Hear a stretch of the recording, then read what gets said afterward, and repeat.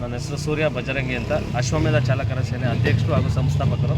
ಏನು ನಿನ್ನೆ ಒಂದು ಬೆಳ್ಳಂಡೂರು ಭಾಗದಲ್ಲಿ ಒಬ್ಬ ಆಟೋ ಚಾಲಕನ ಮೇಲೆ ಒಂದು ಕಿಡಿಗೇಡಿ ಅವಿವೇಕಿ, ಅಂದರೆ ನಾವು ಮಹಿಳೆಯರಿಗೆ ತುಂಬ ಬೆಲೆ ಕೊಡ್ತೀವಿ, ಆದರೆ ಮಹಿಳೆಯರೆಲ್ಲ ಅದು ಮೀರ್ತಾ ಇದ್ದಾರೆ ಅಂತ ಈ ಮುಖಾಂತರ ಹೇಳ್ತೀನಿ. ಆ ವಿಚಾರವಾಗಿ ಅವಳು ಚಪ್ಪಲಿ ತಗೊಂಡು ಒಬ್ಬ ಚಾಲಕನಿಗೆ ಹೊಡಿತಾಳೆ ಅಂದರೆ ನಮ್ಮ ಕರ್ನಾಟಕ ರಾಜ್ಯ ಎತ್ತ ಹೋಗ್ತಾ ಇದೆ ಅಂತ ಗೊತ್ತಾಗ್ತಿಲ್ಲ. ಬಾಯಿ ಪಡ್ಕೊಳೋ ಸರ್ಕಾರಗಳು ಎಲ್ಲಿದೆ ಅನ್ನೋದು ಗೊತ್ತಿಲ್ಲ. ಇವತ್ತು ಸರ್ಕಾರದ ಏನು 60% ಕನ್ನಡ ಹಾಕಬೇಕು ಅಂತ ಹೇಳ್ತಾರಲ್ಲ, 60% ಅಲ್ಲ 90% ಕರ್ನಾಟಕದಲ್ಲಿ ಕನ್ನಡ ಇರಬೇಕು. ಅದೇ ರೀತಿ ಇಂಥ ಹಲಾಲ್ ಟೋಪಿಗಳಿಗೆ ಡ್ರೈವಿಂಗ್ ಲೈಸೆನ್ಸ್ ಆಗಿರ್ಬೋದು, ಹೊರಗಡೆ ಬಂದಿರತಕ್ಕಂಥ ಸೌಕರ್ಯಗಳನ್ನ ಆಗಿರ್ಬೋದು, ನಿಮ್ಮ ಓಟ್ಗೋಸ್ಕರ ಇಂಥ ಕಿಡಿಗೇಡಿಗಳನ್ನ ಅಪಾರ್ಟ್ಮೆಂಟ್ಗಳಲ್ಲಿ ನೀವು ಇರಿಸಿ ಅಂಥವ್ರಿಗೆ ಓಟ್ಗಳನ್ನ ಮಾರಾಟ ಮಾಡ್ತಿರ್ತಕ್ಕಂಥ ಸರ್ಕಾರದ ವಿರುದ್ಧನೂ ನಾವು ಒಂದು ರೋಷಾವೇಶದಲ್ಲಿ ಮಾತಾಡ್ತಾ ಇದ್ದೀವಿ. ಸರ್ಕಾರಕ್ಕೆ ಒಂದು ಎಚ್ಚರಿಕೆಯನ್ನು ಕೊಡ್ತಾ ಇದ್ದೀವಿ.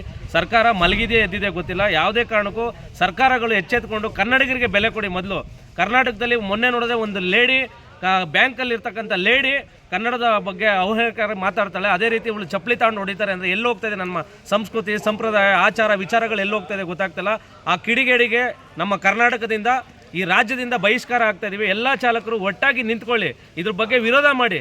ನಾನು ಆ ಸಂಘಟನೆ ಈ ಸಂಘಟನೆಯನ್ನು ಬಿಟ್ಬಿಟ್ಟು ನಾವೆಲ್ಲ ಚಾಲಕರು ಒಂದೇ ತಾಯಿಯ ಮಕ್ಕಳನ್ನ ಕಲ್ತ್ಕೊಂಡು ಇಂಥ ಕಿಡಿಗೇಡಿಗಳಿಗೆ ಯಾರಿಗೂ ಆಗಬಾರ್ದು. ಎಲ್ಲೋ ಪಡ್ಕೊಂಡ್ರೆ ಇವತ್ತು ವಿರೋಧ ಮಾಡ್ತಾರೆ.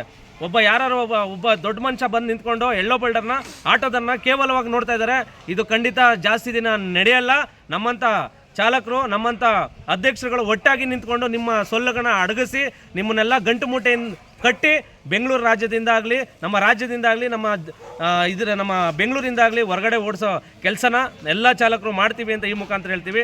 ಅದೇ ರೀತಿ ಏನು ಸುದ್ದಿ ಮನೆ ಚಾನಲ್ಗಳು ಏನಿದೆ, ಯೂಟ್ಯೂಬ್ ಚಾನಲ್ಸು, ದಯವಿಟ್ಟು ಕಮಲ್ ಹಾಸನ್ ಹೇಳಿಕೆ ಕೊಟ್ಟಿದ್ದಾರೆ. ಅವನೊಬ್ಬ ಅವಿವೇಕಿ, ದಂಡಪಿಂಡ. ಅವನಿಗೆ ಕನ್ನಡದ ಬಗ್ಗೆ ಏನೂ ಗೊತ್ತಿಲ್ಲ. ಅವನೇ ಹೇಳಿದ್ದ ಒಂದು ಕರ್ನಾಟಕದಲ್ಲಿ ಕನ್ನಡ ಭಾಷೆ ಮಾತಾಡಿ ಅಂತ ಒಂದು ಸಾಂಗಲ್ಲಿ ಹೇಳಿದ್ದಾನೆ. ಅವಿವೇಕಿ ದುಡ್ಡಿಗೋಸ್ಕರ ಇವತ್ತು ನಮ್ಮ ಕನ್ನಡದ ಕತ್ತನ್ನ ಕುಯ್ಯಕ್ಕೆ ಬಂದರೆ ನಾವು ಬಿಡಲ್ಲ ಯಾವುದೇ ಕಾರಣಕ್ಕೂ. ಕನ್ನಡ ಅಂದು ಶ್ರೇಷ್ಠವಾದ ಕನ್ನಡ ಪದ, ಕನ್ನಡ ವಿಷಯಕ್ಕೆ ಬಂದರೆ ಕನ್ನಡಿಗರು ಸುಮ್ಮನೆ ಕೂತ್ಕೊಳ್ಳಲ್ಲ. ಅದೇ ರೀತಿ ಶಿವಣ್ಣ ಅವ್ರ ಬಗ್ಗೆ ನೆಗೆಟಿವ್ ಆಗಿ ಮಾಡ್ತಾ ಇರ್ತಕ್ಕಂಥ ಕೆಲವು ಕಿಡಿಗೇಡಿಗಳಿಗೆ ಓಪನ್ ಆಗಿ ಹೇಳ್ತೀನಿ, ನಿಮ್ಮ ಬೇಳೆ ಬೇಯಿಸ್ಕೊಳಕ್ಕೆ ಶಿವಣ್ಣನ ಮುಂದೆ ತರಬೇಡಿ. ಶಿವಣ್ಣ ನಾನಾ ರೀತಿ ಕನ್ನಡದ ಪರ ಕೆಲಸಗಳನ್ನ ಮಾಡಿದ್ದಾರೆ, ಕನ್ನಡದ ಪರ ಧ್ವನಿ ಎತ್ತಿದ್ದಾರೆ. ಡಾಕ್ಟರ್ ರಾಜ್ಕುಮಾರ್ ಅವರು ಎಲ್ಲಿವರೆಗೂ ನಮ್ಮ ಹೆಸರಲ್ಲಿ ಇರ್ತಾರೆ ಅಲ್ಲಿವರೆಗೂ, ಸೂರ್ಯಚಂದ್ರ ಇರುವವರೆಗೂ ಕನ್ನಡ ಭಾಷೆಗೆ ದೊಡ್ಡ ಮನೆ ನಿಂತ್ಕೊಳ್ಳುತ್ತೆ. ಸುಮ್ಮನೆ ನಿಮಗೆ ಏಟರ್ಸ್ಗಳ ಸುಮ್ಮನೆ ಹೇಳ್ತಾ ಇದ್ದೀವಿ, ಎಚ್ಚರಿಕೆ ಇದು. ಶಿವಣ್ಣ ಅಭಿಮಾನಿಗಳು ಮಲಗಿಲ್ಲ, ಸುಮ್ಮನೆ ಇದ್ದೀವಿ, ನೋಡ್ತಾ ಇದ್ದೀವಿ ಏನು ಮಾಡ್ತೀವಿ ಅಂತ.